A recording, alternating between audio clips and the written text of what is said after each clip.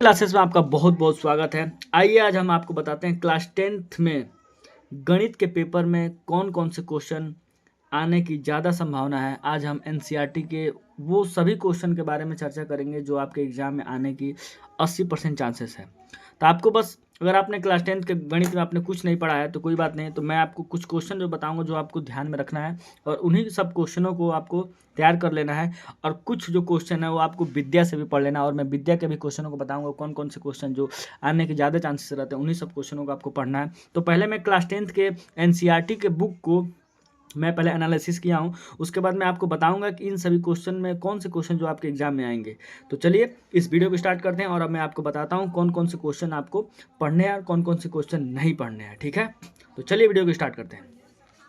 ये class 10th का NCERT की बुक है। आप एनसीईआरटी की बुक निकाल लेंगे और निकालने के बाद पहले हम पहले वाले चैप्टर से चलेंगे और जितने भी मोस्ट इंपॉर्टेंट क्वेश्चन होंगे लास्ट तक चलेंगे, यानी कि प्रायिकता तक चलेंगे, संख्यांकी प्रायिकता तक। ठीक है, तो पहला जो चैप्टर है वास्तविक संख्याएं। ठीक है, वास्तविक संख्याएं में हम देखेंगे कौन से क्वेश्चन जो आपके एग्जाम में आने की ज़्यादा संभावना है। तो हम प्रश्नावली 1.1 में देखेंगे। ये जो पहला क्वेश्चन, इन क्वेश्चन का आने के कम चांसेस है, ये आपके एग्जाम में हमको नहीं लगता है कि आएगा। इस क्वेश्चन में, इस प्रश्नावली 1.1 में आपको जो एग्जाम में जो क्वेश्चन मिल सकता है वो ये मिल सकता है। क्वेश्चन नंबर जो 1.1 में ट्रिक लगाते चलिए। 1.5 में ये आपको मिल सकता, जांच कीजिए कि किसी प्राकृतिक संख्या n के लिए संख्या 6 के पावर n अंक 0 पर समाप्त हो सकती है। इस टाइप का क्वेश्चन आपको डिजिट बदल कर या ये कंसेप्ट आपके एग्जाम में पूछे जा सकते हैं। ये क्वेश्चन पूछे, इसको आप मार्क कर लीजिएगा। ये क्वेश्चन आपके एग्जाम में आने के 80% चांस है। फिर आप 7 नंबर क्वेश्चन को एक बार देख लेंगे। 7 वाले क्वेश्चन को कैसे सोल्यूशन करना है, क्या इसका कंसेप्ट है, ये सब क्वेश्चन को आपको पढ़ लेना है।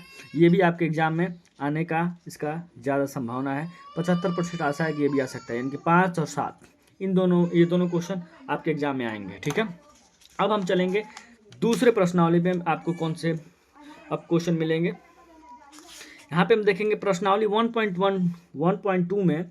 इसमें क्वेश्चन आपको ये सिद्ध कीजिए कि एक अपरिमेय संख्या वाला आपको जरूर मिलेगा। आपके एग्जाम में 100% आशा है कि आपको मिलेगा। √5 मिलेगा, या फिर आपको एक उदाहरण में से ही दे दिए पर में 1.3 √2 के लिए √2 दे देगा, या √3 पर एक अपरिमेय संख्या आपको देगा। आप बोर्ड का पेपर उठा के देख लीजिए, आपको एक नया क्वेश्चन इसमें से जरूर मिलेगा। तो आपको इन क्वेश्चन को कुछ भी करना नहीं, इन सब के कॉन्सेप्ट पढ़ना है और बस इसमें लिखना रहता है। तो आपको ये सब कॉन्सेप्ट को पढ़ लेंगे तो इसी तरीके से हूबहू तो आप लिख नहीं पाएंगे।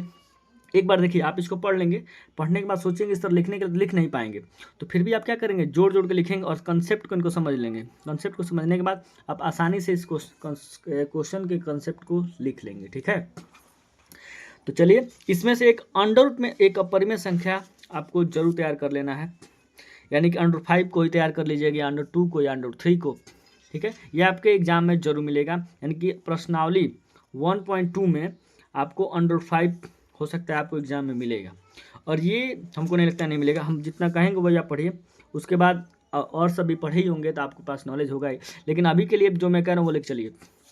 फिर आप बहुपद पे आ जाएंगे, ये पहला चैप्टर खत्म, आपको उतने में से ही पूछा जाएगा। फिर आप चलिए बहुपद में आपको कौन कौन से क्वेश्चन पढ़ना है मैं आपको बता देता हूँ। ठीक है, अब देखिए इस क्वेश्चन में हो सकता है 2.2 में कि यहाँ पे द्विघात बहुपदों के शून्य ज्ञात करना है। हो सकता है आपके एग्जाम में मिलेगा, हो सकता है नहीं भी मिल सकता है। ठीक है, तो आप इस कंसेप्ट को पढ़े होंगे, इन सभी क्वेश्चन को कैसे लगाना है अगर आप जानते हैं तो अच्छी बात, नहीं भी जानते हैं तो आप इसको छोड़ दीजिएगा। लेकिन आप ऐसा तो है नहीं कि आपने क्लास 10th में कुछ पढ़ा ही नहीं है, लेकिन आप जरूर जानते होंगे, मैं ऐसा आशा करता हूँ। ठीक है, ये बहुत ईजी क्वेश्चन आप लगा लेंगे और मैं इसमें रोज़, अब मैं क्या करूँगा, जितने भी मोस्ट इंपॉर्टेंट क्वेश्चन मैं उन सभी क्वेश्चन को लेकर आने वाला हूँ जल्दी। अगर आपको सारे मोस्ट इंपॉर्टेंट क्वेश्चनों का सोल्यूशन चाहिए, किस तरीके से पेपर में लिखना है, वो सभी क्वेश्चन आपको चाहिए, तो आप जरूर कमेंट बॉक्स में जरूर लिखिएगा कि हाँ सर मुझे वो सारे क्वेश्चन चाहिए जो एग्जाम में आने की ज़्यादा संभावना है। ठीक है, तो प्रश्न 2.2 में हमको नहीं लगता है कोई क्वेश्चन आपके एग्जाम में मिलेगा। अगर मिलेगा भी तो आप इजीली सॉल्व कर लेंगे, क्योंकि कुछ है नहीं। हम आगे चलते हैं। 2 चर वाले रैखिक समीकरण, चैप्टर 3 पे आगे देखिए, कितना जल्दी आ रहे हैं हम लोग। अब हम इस क्वेश्चन को देखेंगे जो 3.1 प्रश्नावली है।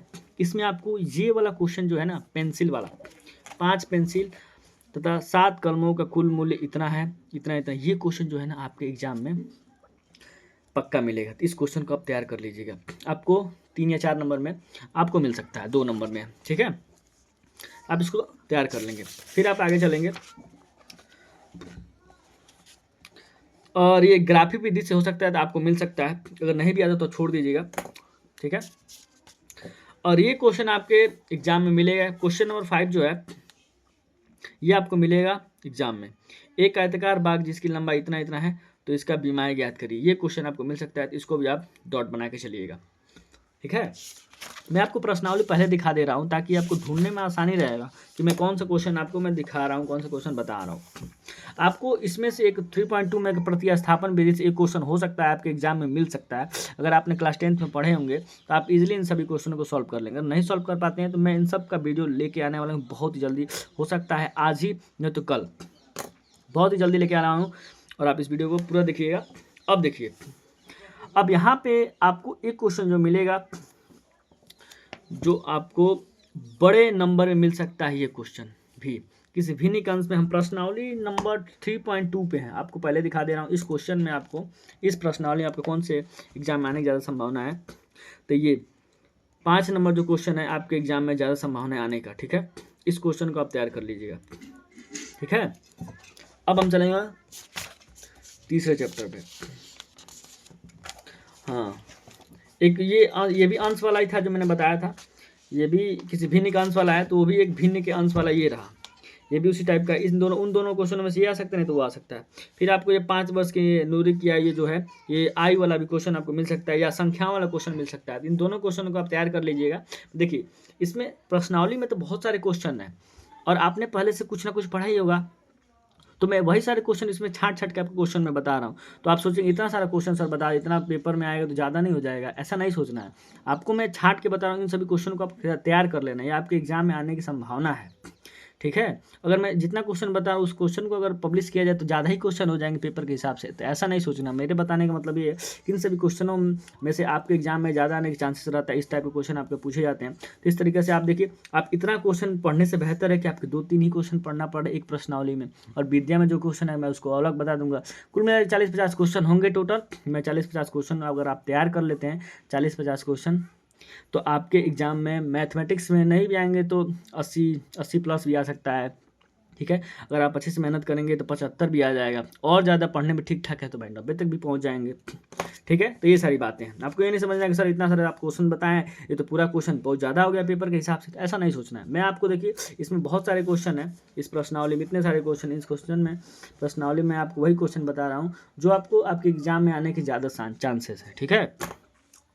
अब हम चलेंगे द्विघात समीकरण पर आगे। और द्विघात समीकरण में आपको एक क्वेश्चन जो मिल सकता है, ये वाला प्रश्नावली 4.1 में आपको ये जांचने के लिए आप जांच कर सकते हैं, इतना तो आपको पता होना ही चाहिए। अगर नहीं पता है तो मैं इसके लिए वीडियो लाऊंगा। यहाँ पे दूसरा का आईवी वाला जो क्वेश्चन है ना, एक रेलगाड़ी 480 किलोमीटर की दूरी इतना इतना पे रेलगाड़ी चाल ज्ञात कीजिए, ये क्वेश्चन जो है आपके एग्जाम में आ सकता है। तो इस क्वेश्चन को आप जरूर एक बार पढ़ लीजिएगा। और इसके ऊपर वाला ये धनात्मक संख्या हो सकता है, 1-2 नंबर में मिल सकता है, या फिर ये 1 और 4 आप तैयार कर लीजिएगा। एक आयताकार भूखंड के क्षेत्र पर इतना है, तो चौड़ाई उतना इतना, लंबाई चौड़ाई ज्ञात करिए, ठीक है। इस क्वेश्चन को भी आप तैयार कर लीजिए। देखिए, मैं इतने में से बस 2 ही क्वेश्चन कर रहा हूँ आपको तैयार करने के लिए। बाकी जो ये 6 वर्ष बड़ी है, ये सब चीज़ें आपको मैंने इसके विषय में पहले उस वाले में चर्चा किया ही है, ठीक है। और मैं आज से मैथमेटिक्स एकदम प्रश्नावली में के जितने क्वेश्चन इंपॉर्टेंट उन सभी क्वेश्चन को सॉल्व कराऊंगा। सॉल्व कराने के बाद और मैं टॉपिक वाइज प्लेलिस्ट बना के अपलोड भी करने वाला हूं बहुत ही जल्दी, ठीक है। अब देखिए, इसमें प्रश्नावली 4.2 पे अब हम आ गए हैं। अब इस क्वेश्चन में देखेंगे कौन से क्वेश्चन हमारे एग्जाम में आ सकते हैं। तो देखिए, इस क्वेश्चन में आपके जो एग्जाम में आने के जो ज़्यादा चांसेस हैं 4 नहीं तो 3, इन दोनों क्वेश्चनों में आपका एक क्वेश्चन आपके एग्जाम में देखने को मिल सकता है, या अंडर रूट में या ये क्वेश्चन इस टाइप का, ठीक है। और देखिए, 5 नंबर जो क्वेश्चन है, ये समकोण, एक समकोण त्रिभुज की ऊंचाई उसके आधार से 7 सेंटीमीटर कम है, यदि कर्ण इतना सेंटीमीटर है तो अन्य 2 भुजाएं ज्ञात कीजिए। ये क्वेश्चन भी आपके एग्जाम में मिल सकता है, ठीक है। इस क्वेश्चन को तैयार कर लेंगे, फिर इसको, ठीक है। अब चलते हैं दूसरे एक्सरसाइज पर, देखते हैं और क्वेश्चन। एनसीईआरटी में बहुत कम कम क्वेश्चन है यार, पहले की तरह 10 नहीं रह गया अब, ठीक है। इसमें ये प्रश्नावली 4.3 में हम कहेंगे आपसे कि आप इस क्वेश्चन को तैयार कर लेंगे 5 नंबर क्वेश्चन को तैयार कर लेंगे, जो ये रहा। क्या परिमाप 80 सेंटीमीटर, ये जो क्वेश्चन आप एक बार देख लेंगे, ठीक है। इसको समझ लेंगे, जो कुछ भी कैसे लगाना है, इसको कैसे नहीं लगाना है, इसको देख लेंगे, अच्छी बात है। नहीं तो कोई बात नहीं, आगे चलेंगे हम। समांतर श्रेणी में चलेंगे। समांतर श्रेणी में क्या क्या पूछा जा सकता है आपके एग्जाम में। और देखिए, पहले से आप क्लास 10 पढ़े तो कुछ ना कुछ आपके समांतर श्रेणी के बारे में कुछ भी तो पता ही होगा। और देखिए, अगर आपको सवाल भी नहीं पता है ना, तो आप मैथमेटिक्स में कुछ ना कुछ लगाइए। ऐसा तो है नहीं कि आपको फार्मूला नहीं याद है, उससे रिलेटेड जब फार्मूला भी याद है तो आप फार्मूला रिलेटेड उसे लिख कर सॉल्व करने की कोशिश करिए, ठीक है। कोशिश कुछ ना कुछ करेंगे तो आपको कुछ ना कुछ नंबर मिल सकता है, ठीक है।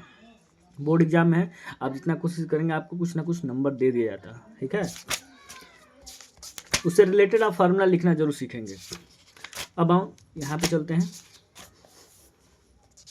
हाँ, इसमें से एक वहाँ पद में से एक क्वेश्चन आपको मिल सकता है, जो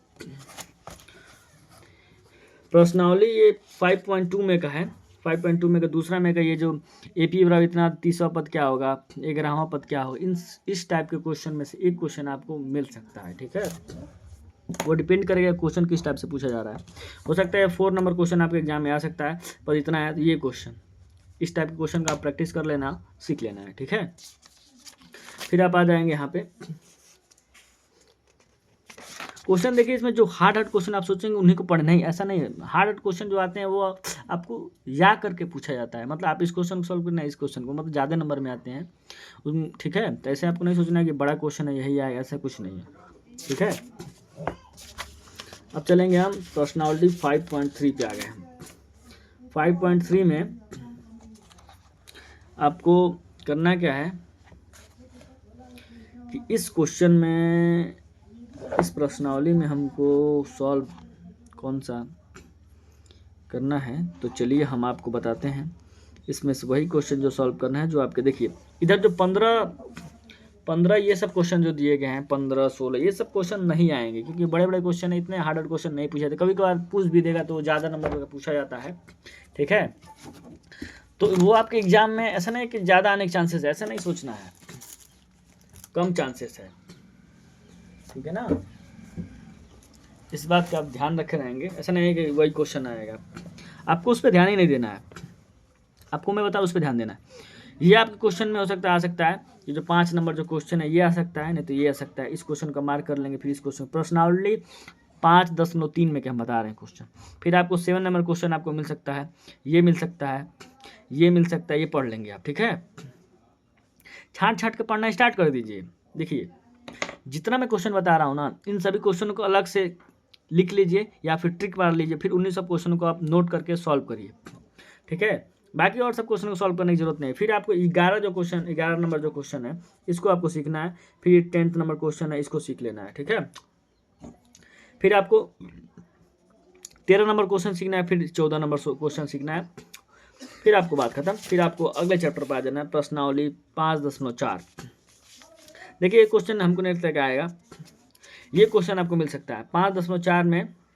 ये 2 जो है, ये क्वेश्चन आपको 100% चांस है कि हमको लगता है ये क्वेश्चन आपके एग्जाम में देखने को मिल ही सकता है, ठीक है।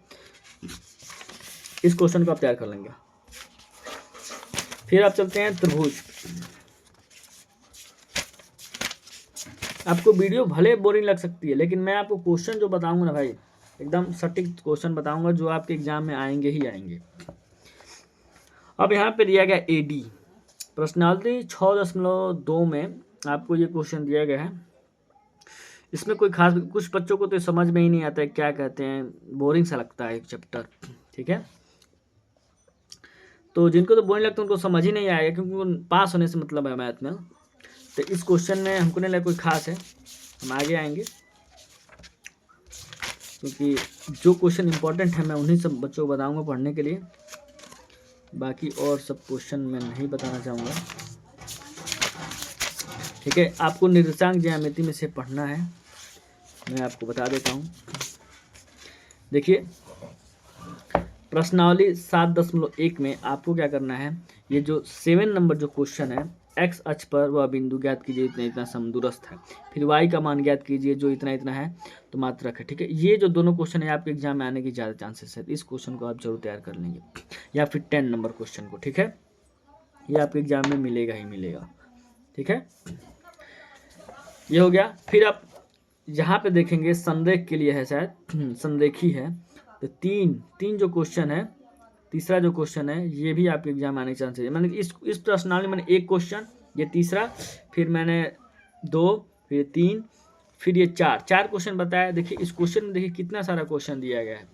मैंने इन सभी क्वेश्चन को क्यों नहीं बताया, मैंने छांट के मैं बता रहा हूँ भाई कि आपको इस प्रश्नावली में 3, उसमें 2, उसमें 4, उसमें 3 क्वेश्चन पढ़ना है, इसमें 4 क्वेश्चन पढ़ना एक प्रश्नावली में। कितनी अच्छी बात है, आप सोचिए जरा कि आपको इतना सारा ना पढ़ के आप सोचेंगे इन सबको मैं लगाऊं कि इतना सब पढ़ूँ, नहीं, आपको मैं जो बता रहा हूँ वो सब तैयार कर लें, और जो विद्या में आपने पढ़ा है वो सब तो आपने तैयार किया ही है, पहले से जो पढ़ा है वो तो आपने तैयार किया ही है। तो इसमें देखिए मैंने 4 क्वेश्चन बताया, इतने सारे क्वेश्चन में, तो कितनी अच्छी बात है। अब चलेंगे हम दूसरे प्रश्नावली पे, यानी कि 7.2 पे। 7.2 में देखेंगे कौन से खास बात है जो आपके एग्जाम मिल सकता है। इसको आप नहीं तैयार करें कोई बात नहीं, आगे चलेंगे। हमको जो आएगा वही हम तैयार करेंगे भाई, नहीं आए क्वेश्चन छोड़ देंगे, कोई ज़रूरत नहीं है। बहुत से ऐसे बच्चे हैं जिनको मैथ ही नहीं आता, वो सोचते हैं हम कैसे भी तरह पास हो जाते, उनके लिए तो बहुत ही मस्त वीडियो है ये। जो भाई पढ़ने में तेज है उनकी तो बात अलग है, वो कैसे भी करके पढ़ लेंगे, वो अपना नंबर ला ही देंगे। ठीक है, जो पढ़ने में कम विद्यार्थी जो कमज़ोर होते हैं मैथ में, उनके लिए वीडियो है, और जिनको ज़्यादा हाई स्कोर भी लाना है उनके लिए भी है, कि मैं आपको मतलब मैं बता रहा हूँ कि ये सारे क्वेश्चन आपको पढ़ना है बस। ठीक है, फिर आपको देखिए प्रश्नावली 8.1 में आपको कौन से क्वेश्चन आपके आने की ज़्यादा चांसेस हैं, तो आपको इस प्रश्नावली में आपको कौन पढ़ना है मैं आपको बता दे रहा हूँ। ये जो 8 नंबर जो क्वेश्चन है प्रश्नावली 8.1 में 8वां जो क्वेश्चन है, ये आपको पढ़ लेना है, आपको तैयार कर लेना है। ठीक है, और फिर ये आकृति बना के 10p - cot r, जो दूसरा जो क्वेश्चन है इस तरह का आकृति बना के दे दिया जाएगा और आपसे ये पूछा जाएगा, ये भी क्वेश्चन मोस्ट इंपॉर्टेंट है। ठीक है, तो इस क्वेश्चन को भी आप तैयार कर लेंगे। ठीक है, इसको दूसरे वाले क्वेश्चन को, फिर मैंने 8 वाले क्वेश्चन को बताया, फिर आप इसको भी तैयार कर, तीसरे नंबर क्वेश्चन को तैयार कर लेंगे, तीसरे और फिर चौथे नंबर को, इस तरह से तैयार कर लेंगे आप। ठीक है, अब चलते हैं हम आगे वाले क्वेश्चन पे चलते हैं। फिर देखिए 8.2 क्वेश्चन में आपको क्या करना है, इन सभी क्वेश्चन का आपको मान पता ही होगा, इस मान को रखना है और सॉल्व कर देना है। ठीक है, अब हम चलेंगे इस विकल्प वाले क्वेश्चन। अब तो हम सुन रहे हैं कि ऑब्जेक्टिव क्वेश्चन भी आ रहे हैं तो आपके बोर्ड एग्जाम में, तो ये क्वेश्चन आप ट्रिक लगा लीजिए कि क्वेश्चन आपको मिलेगा। यहाँ पे हो सकता है 45 कर दे, चाहे कुछ भी कर दे, लेकिन ये क्वेश्चन आपको आएगा एग्जाम में, ये आएगा और ये। ठीक है, 1, 2, 3 इन तीनों क्वेश्चनों में आ सकता है, यानी कि पहला, दूसरा, चौथा। ठीक है, ये आपके एग्जाम में आने की ज़्यादा चांसेस हैं। ठीक है, तो इस क्वेश्चन को आप जरूर तैयार कर लीजिएगा 8.2 प्रश्नावली में। फिर आप आगे चलते हैं, फिर आप देखिए ये जो क्वेश्चन है, ये क्वेश्चन 8.3 में आप इतना, यानी कि चारों के चारों आप तैयार कर लीजिए, इनमें कौन सा सही होगा। ऑब्जेक्टिव क्वेश्चन में आएगा, अगर आपको नहीं आता तो इन क्वेश्चनों का आंसर आप याद कर लेंगे। क्या कभी कभी जानते हैं बोर्ड में हुबहू क्वेश्चन दे दिया जाता है। ठीक है, अब बोर्ड में क्वेश्चन जो होते हैं रिपीट होते रहते हैं। ठीक है, इस बात का ध्यान रखे रहेंगे। अगर आप पढ़ने में ठीक ठाक हैं तो इस क्वेश्चन को भी आप तैयार कर सकते हैं, क्वेश्चन आपको एग्जाम में मिल सकता है। ठीक है, फिर ये भी मिल सकता है, 2 क्वेश्चन इसमें से मिल सकते हैं। फिर आप आगे चलेंगे। हाँ, और एक क्वेश्चन जो सबसे ज़्यादा आता है एग्ज़ाम में, मेरे एग्ज़ाम में भी आया था जब मैंने बोर्ड का पेपर दिया था, तो ये क्वेश्चन मिला था मुझे, जो 7 नंबर जो क्वेश्चन है, ये √1 + sin है, बहुत ट्रेंडिंग में चलता है, ये क्वेश्चन आते हैं। इस क्वेश्चन को आप तैयार कर लेंगे। देखिए नहीं भी आता है तो आप इसको लिख कर प्रैक्टिस कर लीजिए कि एक इस स्टेप के बाद क्या होगा, इस स्टेप के बाद क्या होगा। जो कमज़ोर विद्यार्थी हैं, जिनको मैथ कम समझ में आता है, उनके लिए सबसे बेस्ट ऑप्शन रहता है कि आप उसको याद कर लीजिए। इसके बाद हम रूट आनेंगे तो क्या लिखेंगे, फिजिकल क्या लिखेंगे, 3-4 बार प्रैक्टिस कर लेंगे तो याद हो जाएगा, आपके एग्जाम में आने की ज़्यादा चांसेस हैं। ठीक है, अब हम चलेंगे त्रिकोणमिति क्वेश्चन पे। देखिए हम 9 चैप्टर पे आ गए हैं। ठीक है, इस क्वेश्चन में आपको नहीं समझ में आ रहा है, ठीक है, कोई बात नहीं, आगे बढ़िए। इसमें 1-2 क्वेश्चन मिलेगा, छोड़ दीजिएगा, क्या थोड़े है कि हमको लेके चलना है। ठीक है, अब इस क्वेश्चन में आपको ये वाला जो क्वेश्चन है प्रश्नावली 10.2 में 10.2 में आपको ये वाला क्वेश्चन, तीसरा जो क्वेश्चन है ना, आपके एग्जाम में मिलेगा। 10.2 में तीसरा जो क्वेश्चन है आपके एग्जाम में मिल सकता है, ठीक है। अब बाकी जितने क्वेश्चन है हमको नहीं लगता है कि आपके एग्जाम में आएगा। इसमें का पहला या तीसरा कोई एक मिलेगा, क्योंकि आसानी क्वेश्चन पूछा जाता है बोर्ड एग्जाम, हार्ड नहीं पूछा जाता है। फिर आप चलेंगे अब दूसरे क्वेश्चन, दूसरे चैप्टर चलेंगे। 11 नंबर चैप्टर पर आएगा विद्युत संबंधी क्षेत्रफल। तो आपको इसमें क्या करना है कि अभ्यास 11.1 में पहला तैयार कर लेना है, फिर दूसरा, फिर तीसरा, फिर ये चौथा, फिर ठीक है हो गया। और एक 6 नंबर क्वेश्चन तैयार कर लेना है, 6 नंबर क्वेश्चन तैयार कर लेना है। ये सभी क्वेश्चन आप तैयार कर लेंगे, 1 2 3 4 6, 5 छोड़ दीजिएगा, ठीक है। 5 भी आप तैयार कर दो और अच्छी बात है, इतना तैयार कर लीजिए, बात खत्म। उसके बाद आगे चलिए आप। ये सब क्वेश्चन जितने क्वेश्चन दिए हैं ये सब क्वेश्चन आप छोड़ दीजिए। बोर्ड के एग्जाम, बोर्ड का जो विद्या होगा उससे आप छांट लीजिएगा इसमें का चैप्टर से जो कुछ भी क्वेश्चन इंपॉर्टेंट होगा। अभी मैं किताब से बता रहा हूँ, ठीक है। फिर आप आ जाए 12.2 में। आपको क्या करना है, इसमें से कौन से क्वेश्चन आपके आगे घनवाना है ज़्यादा। चलिए आगे चलिए। इसमें से एक क्वेश्चन जरूर आता है, ये क्वेश्चन आप हो सकता है मिल से 12.2 में पहला जो क्वेश्चन है, इस टाइप के क्वेश्चन आपको मिल सकते हैं। या फिर देखिए कभी कभी क्या होता है एग्जाम्पल्स में से भी पूछ दिए जाते हैं, हम लगता है 12.1 छोड़ दिया। हाँ 12.1 में आएंगे आप। देखिए 12.1 में जो क्वेश्चन पूछा 2 घनों कितना इतना है, तो ये क्वेश्चन आप 12.1 का जो पहला क्वेश्चन जो है ना, ये आपके एग्जाम में जरूर मिल सकता है। और देखिए एग्जाम्पल में से भी क्वेश्चन पूछे जाते हैं, तो हमको लगता है एग्जाम्पल में कोई जाएगा तो आप पहले वाले क्वेश्चन को तैयार कर लीजिएगा। 12.1 में का जो पहला क्वेश्चन उस क्वेश्चन को ही पढ़ लीजिएगा, ठीक है। अब चलेंगे हम संख्यांकी पे। संख्यांकी में आपको क्या पढ़ना है मैं आपको बता देता हूँ। अब पूरा वीडियो देखिए तो भाई। पहले संख्यांकी आपको नहीं आती है कोई बात नहीं, छोड़ दीजिए, आगे चलेंगे, ठीक है। प्रायिकता में से आपको मिलेगा, ठीक है। नहीं आता है वो चैप्टर छोड़ दो भाई, प्रायिकता में चले जाओ, कोई दिक्कत नहीं। प्रायिकता में देखो, प्रायिकता में कौन कौन से क्वेश्चन मैं इसमें क्वेश्चन जो बताऊंगा आपके एग्जाम में जरूर आएंगे। आपको एक कंचे वाले जो क्वेश्चन है 8 वाले को, उदाहरण नंबर 8 में प्रायिकता में ये क्वेश्चन आपके एग्जाम मिल सकता है, ठीक है। इस क्वेश्चन को तैयार कर लीजिए आप। और मैं चलता हूँ आपको एक्सरसाइज पे लेके।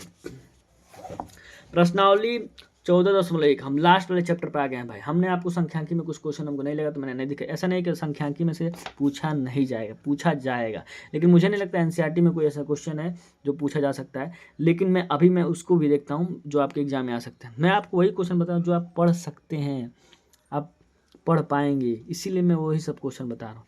प्रश्नावली जो 14.1 है इसमें हो सकता है तो ये क्वेश्चन इसमें से भरने वाला टाइप का क्वेश्चन आ सकता है, नहीं भी आ सकता है, ठीक है। तो आपको इसमें से क्वेश्चन ये पढ़ लेना है प्रश्नावली 14.1 में का। ये 4 नंबर क्वेश्चन को समझ लेना, नहीं समझ तो कोई बात नहीं छोड़ देंगे। 5 नंबर क्वेश्चन को जरूर समझ लेंगे, पढ़ लेंगे। फिर आपको जो 8 नंबर 9 नंबर जो कंचे वाले क्वेश्चन है ना, ये आपको एग्जाम में जरूर मिलेंगे। तो आप इसको एकदम गांठ बांध लीजिए कि हमको ये 8 नंबर और 9 नंबर जो क्वेश्चन है जो 14.1 प्रश्नावली में का है, 8 नंबर और 9 नंबर, इन सभी क्वेश्चनों को हम तैयार कर ही लेना है तो लेना है। कैसे कैसे पूछा है, कैसे कैसे करना है, कैसे नहीं करना है, वो सब क्वेश्चनों को हम सीख लेंगे, ठीक है। और हमको बस अब उसके बाद गणितीय उपपत्तियाँ आ गए, उपपत्तियाँ आ गई हैं। अब उसके बाद ये क्वेश्चन हमको लगा दूसरा कुछ है, इसे आप छोड़ ही देंगे। अब संख्यांकी में देख लेते हैं। संख्यांकी मैंने आपको कुछ नहीं बताया, आप सोचेंगे कि ऐसे थोड़ा एक संख्यांकी में से नहीं आता है। भाई मैं भी जानता हूँ कि आता है, लेकिन इसमें आपको सीखना पड़ेगा अच्छे से, तभी आपको समझ में आएगा, ठीक है। तो मैंने जितना क्वेश्चन बताया आप उन सभी क्वेश्चन को टिक लगा लेंगे।